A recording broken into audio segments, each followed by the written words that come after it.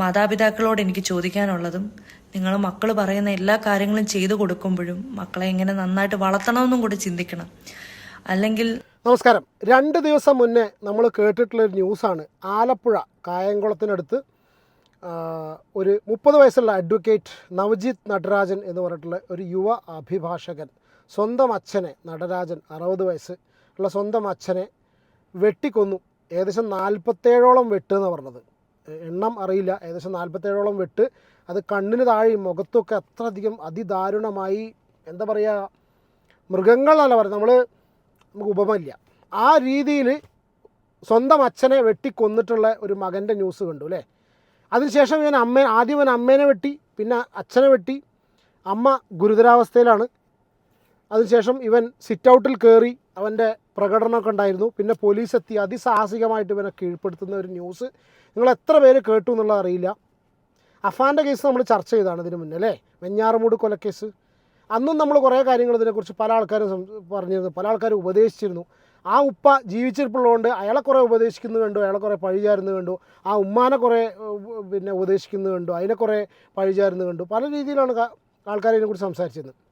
ഇപ്പോൾ നിങ്ങൾ ഫസ്റ്റ് കണ്ടിട്ടുള്ള ഈ ഒരു ക്ലിപ്പ്, ഇവൻ്റെ ഈ കൊന്നിട്ടുള്ള ഇവൻ്റെ ക്ലാസ്മേറ്റായിട്ട്, അതായത് ഇവൻ്റെ കൂടെ എഞ്ചിനീയറിങ്ങിനായിട്ട് 1.5 വർഷം പഠിച്ചിട്ടുള്ള ഒരു സ്ത്രീ, അവരുടെ എക്സ്പീരിയൻസാണ്, അവരുടെ അനുഭവമാണ്. അന്ന് ഇവൻ എങ്ങനെയായിരുന്നു കോളേജിൽ, ഇവൻ എന്ത് ടൈപ്പ് ഓഫ് ലൈഫ് സ്റ്റൈലാണ് ഇവൻ ജീവിച്ചിരുന്നതെന്ന് പറയുന്ന ഒരു ക്ലിപ്പ് ഇന്ന് ഇപ്പോൾ സോഷ്യൽ മീഡിയ സർക്കുലേറ്റ് ചെയ്യുന്നുണ്ട്. അതാണ് ഞാൻ അവിടെ എടുത്ത് കൊടുത്തിട്ടുള്ളത്.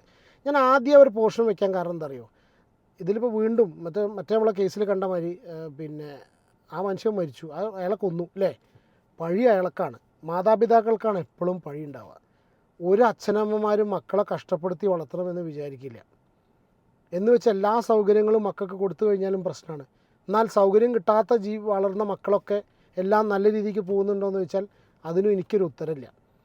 കാരണം ഞാൻ പറയാൻ കാരണം വെച്ചാൽ അതിദാരുണമായിട്ട് കൊല്ലപ്പെട്ട ഒരു വ്യക്തി ഇപ്പോഴും അയാൾ തന്നെയാണ് പഴി കേൾക്കുന്നതെന്ന് പറയാം. ഞാൻ ഈ സ്ത്രീ പറഞ്ഞൊരു കേസ് ഒരു ക്ലിപ്പ് ഇവിടെ വെക്കാം.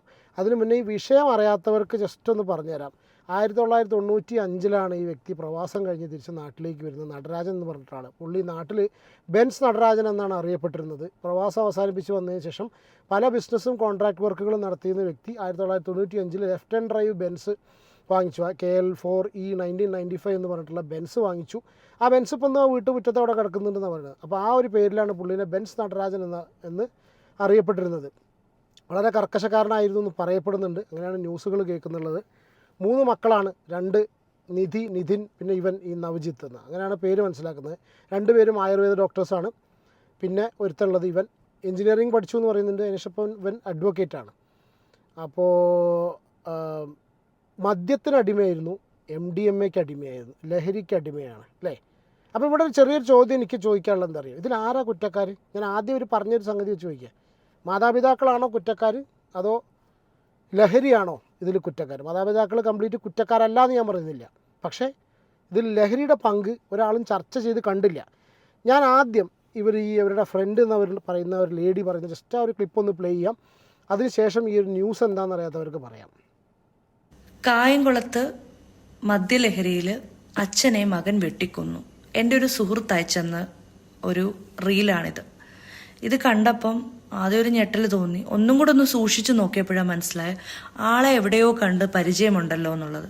പരിചയം മറ്റൊന്നുമല്ല, ഞങ്ങളുടെ കൂടെ എഞ്ചിനീയറിങ്ങിന് ഏകദേശം 1.5 വർഷത്തോളം പഠിച്ചിട്ടുണ്ടായിരുന്നു. പഠിച്ചു കഴിഞ്ഞിട്ട് പുള്ളി പഠിത്തം മതിയാക്കി ഡ്രോപ്പ് ഔട്ട് ചെയ്ത് പോയിട്ട് പിന്നെ ഇപ്പോഴാണ് നമ്മൾ കാണുന്നത്. ഇതിനുള്ള യാതൊരുവിധ കോണ്ടാക്ട്സും ഇല്ലായിരുന്നു. ആ ടൈമിൽ തന്നെ പുള്ളി അധികം ആരുമായിട്ടും വലിയ കോണ്ടാക്ട്സ് വെക്കുന്ന ഒരാളും അല്ലായിരുന്നു. പക്ഷേ ഇതിനകത്തൊരു വസ്തുത എന്താണെന്ന് വെച്ച് കഴിഞ്ഞാൽ, അന്ന് ആ ക്ലാസ്സിൽ പഠിച്ചതിൽ കുട്ടികൾ വെച്ചിട്ട് ഏറ്റവും കൂടുതൽ ജീവിത സാഹചര്യങ്ങൾ കൊണ്ട് എൻജോയ് ചെയ്ത് ക്ലാസ്സിൽ വരികയും ക്ലാസ്സിലധികം കയറാതിരിക്കുകയും അതുപോലെ തന്നെ യാതൊരുവിധ പഠിത്ത കാര്യത്തിലും ശ്രദ്ധിക്കാത്ത ഒരു വ്യക്തി അയാൾ തന്നെ ആയിരുന്നു. കാര്യം അയാൾ പറയുന്നൊരു കാര്യം എന്ന് വെച്ചാൽ, എൻ്റെ അച്ഛൻ്റെ കയ്യിൽ പൈസയുണ്ട്, എൻ്റെ അച്ഛൻ വലിയ കോൺട്രാക്ടറാണ്, അതാണ് അച്ഛൻ്റെ കാശുണ്ട്, ഇതല്ലെങ്കിൽ ഞാൻ വേറെ കോഴ്സിന് പോകും, എനിക്ക് പഠിച്ചിട്ട് വലിയ കാര്യമൊന്നുമില്ല, ഞങ്ങൾക്ക് ബിസിനസ് ചെയ്യാൻ, അങ്ങനെ കുറേ കാര്യങ്ങളുണ്ടായിരുന്നു.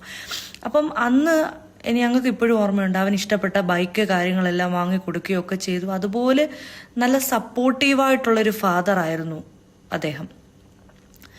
അപ്പം ഞങ്ങളൊക്കെ ഇങ്ങനെ കൂട്ടുകാർക്കിടയിൽ അവൻ ഇങ്ങനൊരു എന്താ പറയാ, അവൻ ശരിക്കും ഒരു സ്റ്റാർ ആയിരുന്നു ഈ ഒരു കാര്യത്തില്. പക്ഷേ എന്താ പറയാ, ആ അച്ഛന് വീട്ടിലെ സാഹചര്യങ്ങൾ കൊടുക്കുമ്പോഴും മകനെ നന്നായിട്ട് വളർത്താൻ മറന്നുപോയോ എന്നാണ് എൻ്റെ ഒരു ചോദ്യം. ആ അച്ഛൻ സൗകര്യങ്ങൾ കൊടുത്തു, ആ മകനെ വീട്ടിൻ്റെ ഉള്ളിൽ നന്നാക്കി വളർത്തിയിട്ടില്ല എന്നുള്ളത് എങ്ങനെ, എന്ത് അടിസ്ഥാനത്തിലാണ് ഇവർ പറയുന്നത് എനിക്ക് മനസ്സിലാവുന്നില്ല. ഇതിന് മറുപടി പറയാൻ ഈ ചോദ്യം ഇപ്പോൾ ചോദിച്ചു, മറുപടി പറയാൻ ഈ അച്ഛനൊന്നും ഇവിടെ ജീവിച്ചിരിപ്പില്ല. ഇന്ന് ഈ ലോകത്ത് അയാളില്ല. അയാൾ ഇതേ മകൻ്റെ കയ്യാലെ ദാരുണമായിട്ട് കൊല്ലപ്പെട്ടു. സൗകര്യങ്ങൾ ഇപ്പോൾ ഞാനൊക്കെ പഠിക്കുന്ന സമയത്തും അതെ, ഒരുപാട് സൗകര്യങ്ങൾ കിട്ടിയിട്ട് വളർന്നിട്ടുള്ള ഒരുപാട് കൂട്ടുകാർ എനിക്കുണ്ട്. എനിക്ക് അത്യാവശ്യം നല്ല രീതിയിൽ ഫ്രീഡം കിട്ടി വളർന്നിട്ടുള്ള വ്യക്തിയാണ് ഞാൻ. ഈ ഫ്രീഡം കിട്ടി വളരുന്ന, എല്ലാ സൗകര്യങ്ങളും കിട്ടി വളരുന്നവർ, ഞാൻ തിരിച്ചൊരു ചോദ്യം അവിടെ ചോദിക്കുക, സൗകര്യം കിട്ടി വളരുന്ന എല്ലാ മക്കളും ഇതുപോലെ തന്തേനും തള്ളേനും വെട്ടുന്നുണ്ടോ? ഇതുപോലെ അച്ഛനമ്മമാരെ കൊല്ലുന്നുണ്ടോ? ഇതുപോലെ സാമൂഹ്യ വിരുദ്ധരായിട്ട് വളരുന്നുണ്ടോ? എല്ലാവരും അങ്ങനെ വളരുന്നുണ്ടോ? അതോ കഷ്ടപ്പാട് അനുഭവിച്ചിട്ടുള്ള എല്ലാവരും നല്ല രീതിയിൽ മാത്രം സഞ്ചരിക്കുന്നുണ്ടോ? അവരൊരു കാര്യവും മോശമായിട്ടൊന്നും ചെയ്യുന്നില്ലേ? എൻ്റെ ചോദ്യമാണ് കേട്ടോ. പ്രണവ് മോഹൻലാൽ ഒരു കുറവും എനിക്ക് തോന്നുന്നില്ല, ഒരു കുറവുള്ള വ്യക്തിയാണ് ജീവിതത്തിൽ. അയാൾക്ക് ആകാശത്തിന് കീഴെ എന്ത് വേണോ അയാൾക്ക് കിട്ടും. കൊടുക്കാതിരിക്കുന്ന ആളാണ് ലാലേട്ടൻ, അയാളുടെ അച്ഛന് തോന്നുന്നില്ല. അയാൾ തെറ്റിയോ എന്ന് എനിക്കറിയില്ല. തെറ്റിയോ? മാധവ് സുരേഷ്, ഗോകുൽ സുരേഷ്, ദുൽഖർ സൽമാൻ, ഞാൻ അങ്ങനത്തെ കുറച്ച് ആൾക്കാരുടെ പേര് പറയാം കേട്ടോ. Prithviraj, the so called star കിഡ്സിൻ്റെ കാര്യം പറയാം. ബാക്കി ഇപ്പോൾ അറിയാത്ത ഒരുപാട് പേരുണ്ട്. എൻ്റെ പരിചയത്തിലൊക്കെ എൻ്റെ കണ്ണടയ്ക്കുമ്പോൾ തന്നെ എൻ്റെ കൂടെയൊക്കെ പഠിച്ചിരുന്ന ഒരുപാട് പേര് അങ്ങനെ ഉണ്ട്. ഒരുപാട് സൗകര്യത്തിലുള്ളവർ. അവരന്ന് പഠിക്കാത്തവരുണ്ട്, ഡ്രോപ്പ് ഔട്ടുകളുണ്ട്. അവരൊന്നും ഇപ്പോൾ ഇതുപോലെ സിറ്റുവേഷൻ നടക്കുന്നില്ല. അപ്പോൾ ബ്ലെയിം ചെയ്യേണ്ടത് മാതാപിതാക്കളെ മാത്രമാണോ, അല്ലെങ്കിൽ മാതാപിതാക്കളെയാണോ ബ്ലെയിം ചെയ്യേണ്ടത്? ഏതെങ്കിലും ഒരു രക്ഷിതാവ്, എനിക്കറിയില്ല കേട്ടോ, സ്വന്തം മകൻ നാശാവണം എന്നുള്ള രീതിയിൽ ലാളിച്ചിട്ടോ സൗകര്യങ്ങൾ കൊടുത്തിട്ടോ വളർത്തുമോ? എനിക്കറിയില്ല. എൻ്റെ ഒരു ചോദ്യം, ഈ ചോദ്യം ഇങ്ങോട്ട് ചോദിച്ചുകൊണ്ട് എനിക്ക് സംശയം തോന്നി. അതാണെന്ന് വെച്ചാൽ ആ കൊല്ലപ്പെട്ടു, അതിദാരുണമായിട്ട് കൊല്ലപ്പെട്ടു പോയിട്ടുള്ള ആ ഒരു മനുഷ്യൻ പോലും പ്രതിക്കൂട്ടിൽ, അപ്പോൾ അയാൾ വളർത്തിയതിൻ്റെ ഇതാണല്ലോ പറയുന്നത്.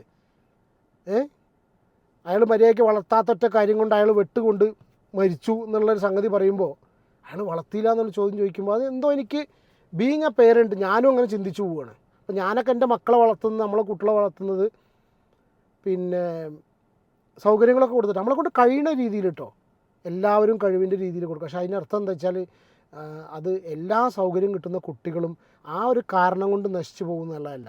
ഈ ന്യൂസ് നിങ്ങൾ ശ്രദ്ധിച്ചോ എന്നുള്ള അറിയില്ല. ഇതിൽ MDMA ലഹരി എന്ന് പറഞ്ഞിട്ടുള്ളൊരു സംഭവമുണ്ട്. ഞാൻ ആ ന്യൂസ് പ്ലേ ചെയ്യാം. ഇന്നത്തെ ഒരു മാതാപിതാക്കളോട് എനിക്ക് ചോദിക്കാനുള്ളതും, നിങ്ങൾ മക്കൾ പറയുന്ന എല്ലാ കാര്യങ്ങളും ചെയ്തു കൊടുക്കുമ്പോഴും മക്കളെ എങ്ങനെ നന്നായിട്ട് വളർത്തണമെന്നും കൂടി ചിന്തിക്കണം. അല്ലെങ്കിൽ ഇനിയുള്ള തലമുറയായാലും ഇനി വന്നുകൊണ്ടിരിക്കുന്ന തലമുറയായാലും ഇതൊക്കെ നമ്മൾ ഇനി ഫേസ് ചെയ്തേ പറ്റുള്ളൂ. വളരെ വിഷമകരമായിട്ടുള്ളൊരു വാർത്തയാണ്. ഈ വിധി ആർക്കും വരാതിരിക്കട്ടെ.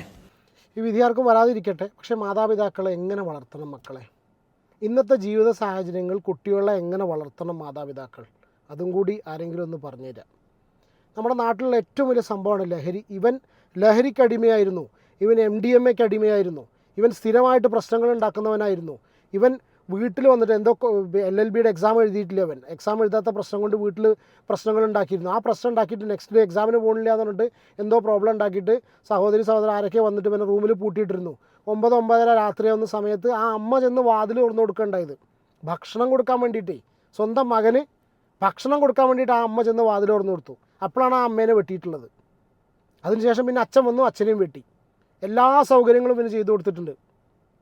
സ്നേഹിച്ചിട്ടാണ് ചെയ്തു കൊടുത്തിട്ടുള്ളത്. വഷളാവാൻ വേണ്ടി ചെയ്തു കൊടുത്തിട്ടായിരിക്കുമോ എനിക്കറിയില്ല. ഞാൻ ജസ്റ്റ് ഇതിൻ്റെ ആ ഒരു ക്ലിപ്പ് മാത്രം നിങ്ങൾ കണ്ടിട്ടുണ്ടോയെന്നറിയില്ല, ഞാൻ പ്ലേ ചെയ്യാം. എന്താണ്? ബെൻസ് നടരാജൻ എന്നാണ് ഇദ്ദേഹത്തെ നാട്ടിൽ അറിയപ്പെടുന്നത്.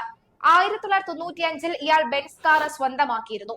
ഇടതുവശത്ത് സ്റ്റിയറിംഗ് ഉള്ള കാറ് വിദേശത്തു നിന്നാണ് ഇറക്കുമതി ചെയ്തത്. ഇപ്പോഴും ഇത് മൂകസാക്ഷിയായി വീടിന്റെ പോർച്ചിലുണ്ട്. 1995 ഓർമ്മയ്ക്കായി KL4E 1995 എന്ന ഫാൻസി നമ്പറാണ് കാറിനായി ആകെ എടുത്തിട്ടുള്ളത്. വീടിനോട് ചേർന്ന് തന്നെ ഇദ്ദേഹം കച്ചവട സ്ഥാപനവും നടത്തുന്നുണ്ട്.